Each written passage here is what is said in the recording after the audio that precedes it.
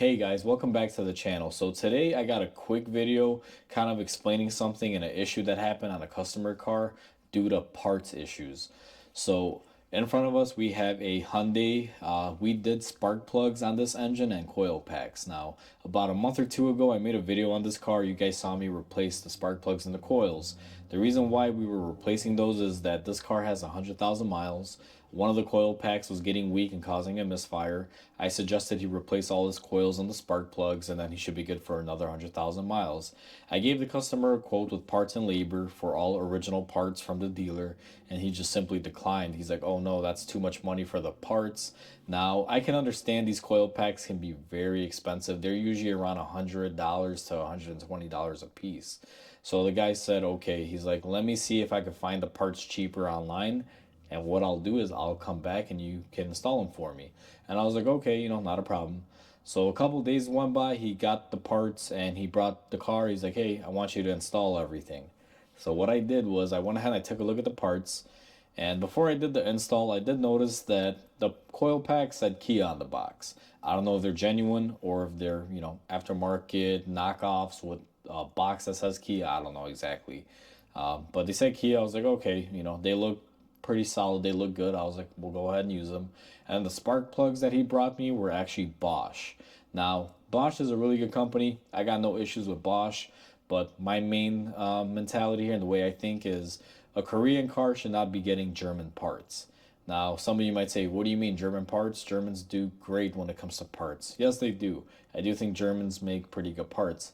But the thing is, most spark plugs and things that are designed for German cars are, like I said, designed for German cars for a specific purpose or a particular engine.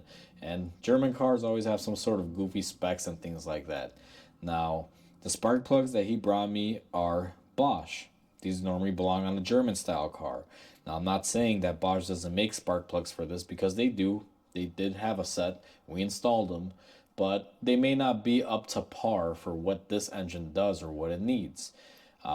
I usually put NGK or Densos in these depending on which one it comes with. Most, Asian manufacturers or Japanese manufacturers, they usually come with NGK or Denso from the factory. This is the same exact thing. So I told the customer, listen, this car comes with these particular spark plugs, not with Bosch.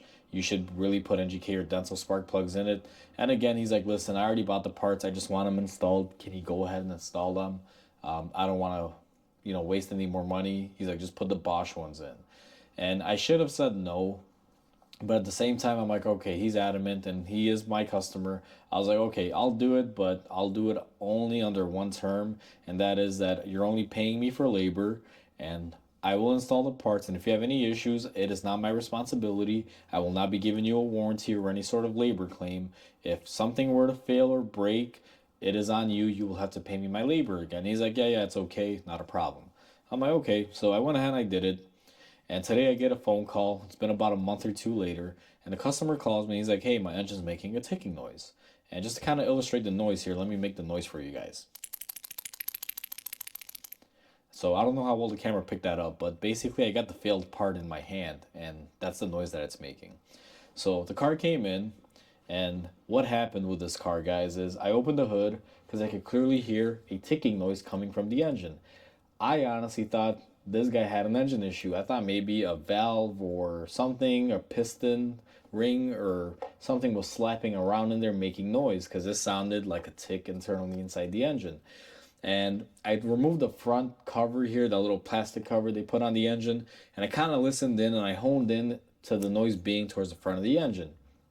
So what I did, now I have my coil pack off here. I see that you guys will probably figure out where I'm going with this, but what I did was I checked all my coil packs, put my hand on top while the engine was running, and this front one was vibrating like crazy, and you can kind of feel the ticking noise that it was as it was ticking through the coil pack. It was all vibrating through.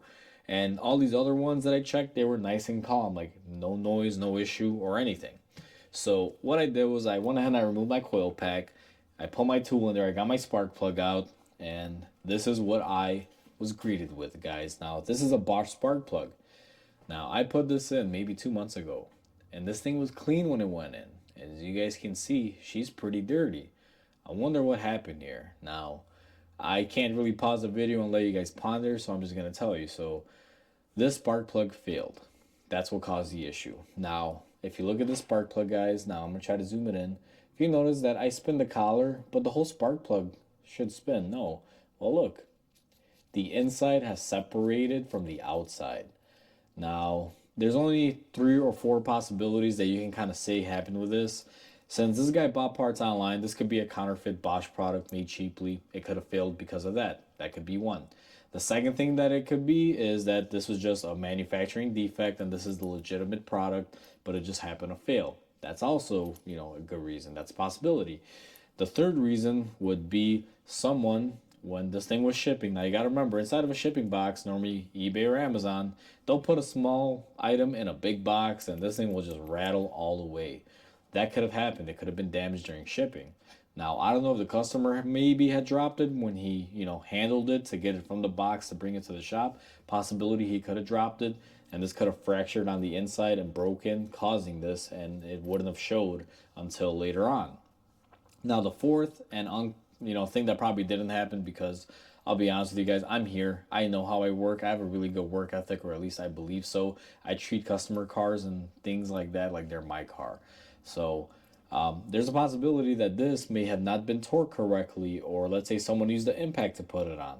Now, if you guys watch my video, the way I do my spark plugs, and I have this on video on camera, me installing them, is I normally take my tool, I will put this inside the cylinder head, I will thread it in a couple threads.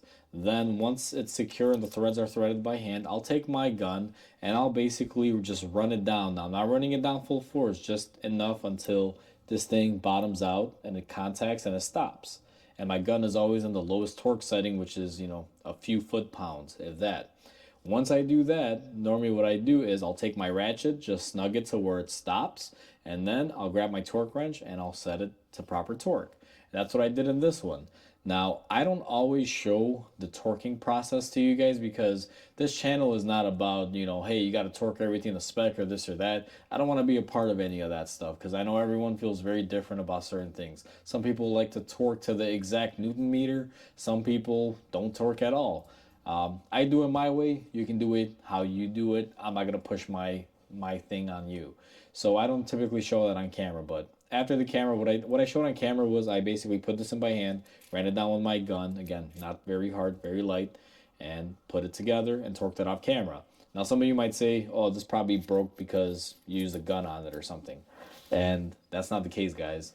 If this thing was broken during shipping, or let's say someone impacted on it and it broke, what would have happened on this is this thing wouldn't have separated all in one piece like this. I have seen broken spark plugs with impacts because I normally impact spark plugs off just to get them off. Like the old Chevys and things like that. They come off best with the impact because you got to zip them off real quick. They're really exposed to the elements. And I find when I do that, sometimes they'll break up here if they're really old and they'll stay one piece. And this outer edge here will not be spinning. What I think happened on this one, and I do believe it's so, is I think this is a counterfeit spark plug or manufacturing, has some sort of defect in it because it looks like whatever is supposed to hold the two pieces together. And the way a spark plug is, it's all ceramic on the inside of here, guys, all the way to the tip. You guys can kind of see the ceramic tip there. And then just a little bit of the electrode kind of pops out there. And they should have some sort of crimp here or some sort of way to glue the two together. And that's what has failed. Either it didn't get crimped or glued together right, or something of that nature happened on it. But either way, you guys can see it's black. What was happening is as the piston was going up and down, it forms pressure and vacuum, pressure and vacuum. This thing was just kind of wobbling in there, and now fuel and gas were spewing out of it because this was not holding pressure. We didn't have proper combustion inside the cylinder. This guy is very fortunate that this tip did not break off into the engine, because if this had broken into the engine, guys, he would have had a engine issue and it would just have been a bigger ordeal than it already is. So that's why I wanted to make this video, just to kind of talk to you guys about what can happen. And unfortunately for this guy, I told him, if you bring me parts, I'm not responsible for your parts failing. So he's going to have to pay me again to do this job, and he's going to have to pay for the new spark plugs, the proper ones. And I told him, no ifs, ands, or buts this time. you're gonna get what I'm recommending in the car, and that's what the original spark plugs were, and that's what we're gonna be putting in this car. So let this be a lesson to you guys. Just be careful when you purchase parts online. I don't know which one this is out of those four scenarios. I can tell you definitely number four is not possible because I know I treat these things really nicely when I put them in. I just wanted to mention that part and not leave it out of the video because I don't want anyone to be like, "Oh, you probably broke it during this or that." And like I said, it's a possibility, but I know how I installed it and it's on camera. It clearly wasn't me. So it's one out of three options, and I honestly think this is a knockoff or a bad manufactured part. So just be careful with this, guys. This guy has basically paid twice the amount of money that he should have paid to tune up his car just because he decided to bring his own parts. And hopefully there's no more incident after I replace all the spark plugs with the proper ones. Um, these are the proper spark plugs that go in there. They do work for Hyundais, but like I said, the proper one is an NGK or Denso. Um, many manufacturers make spark plugs that'll fit a multitude of engines, but it doesn't mean you should put it in there. It's kind of like just because you can rob someone doesn't mean you should go out robbing people. Like, yeah, you can do it, but probably not a good idea. Same thing with this, guys. It's a Bosch. They make spark plugs for Hyundais. Yes, you can use them, but really, should you? Again, leave it up to you guys. My preference is no. You guys may prefer to. Up to you. Totally fine. But I typically don't use them for this type of car. So, with that said, hopefully you guys enjoyed this video. Hopefully you found it entertaining. It's not really an instructional video or anything, guys. This is kind of like a departure from what I normally do. So, hopefully you enjoyed. Hopefully this was helpful. Please comment, like, and subscribe. It definitely helps my channel grow. And with that said, hope you guys have a wonderful day, and I'll catch you guys on the next repair.